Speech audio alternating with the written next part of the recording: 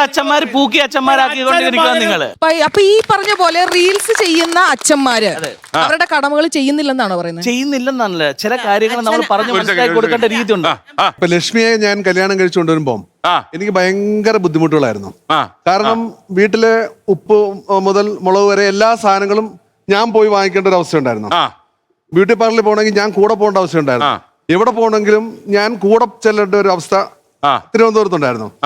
അപ്പൊ ഞാനത് പിന്നീട് പതുക്കെ ലക്ഷ്മി അത് മാറ്റിയെടുത്തു.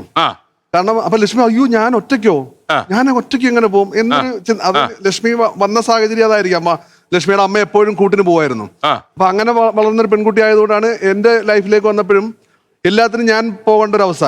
പിന്നീട് ഞാൻ തന്നെ അവൾക്ക് സ്കൂട്ടർ വാങ്ങിച്ചു കൊടുത്തു, അവളെ പഠിപ്പിച്ചു, ഒറ്റയ്ക്ക് വിടാൻ തുടങ്ങി. ഇപ്പൊ ശരിക്കും ഒരു ഫാമിലി ഭരിക്കണത് ആരാ? ഇപ്പൊ ഈ ഇരിക്കുന്ന കുട്ടികളോട് ചോദിച്ചു നോക്ക്. പുരുഷൻ 2 പെഗ് അടിച്ച് വീട്ടിൽ ചെല്ലാൻ പേടിയാ. വൈഫ് ഒരു രക്ഷയില്ല. അങ്ങനെ അവിടെ വൈഫ് പിറ്റേ ദിവസം പറഞ്ഞേ ഇന്നലെ പോയി വയ്യ വന്ന അന്ന് കൊടുത്ത് മെനക്ക് കൊടുത്ത്.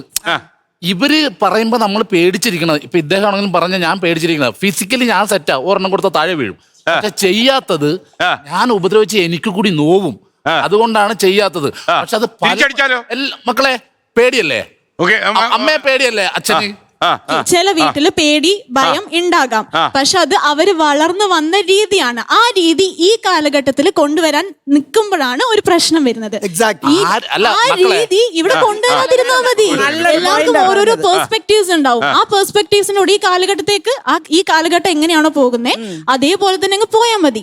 പഴയ കാലഘട്ടത്തിന്റെ ചിന്താഗതി ഈ കാലഘട്ടത്തിലേക്ക് നിങ്ങൾ അടിച്ചേൽപ്പിക്കാൻ നോക്കുമ്പോൾ അവിടെ പ്രശ്നം ഉണ്ടാകും. ലോകത്തെവിടെയായാലും ഏത് സമയത്തും 24 വാർത്തകളും ഓഗ്മെന്റഡ് റിയാലിറ്റി പാക്കേജുകളും എക്സ്പ്ലെയിനറുകളും വിശദമായി കാണാൻ ഞങ്ങളുടെ യൂട്യൂബ് ചാനൽ നിങ്ങൾക്ക് സബ്സ്ക്രൈബ് ചെയ്യാം.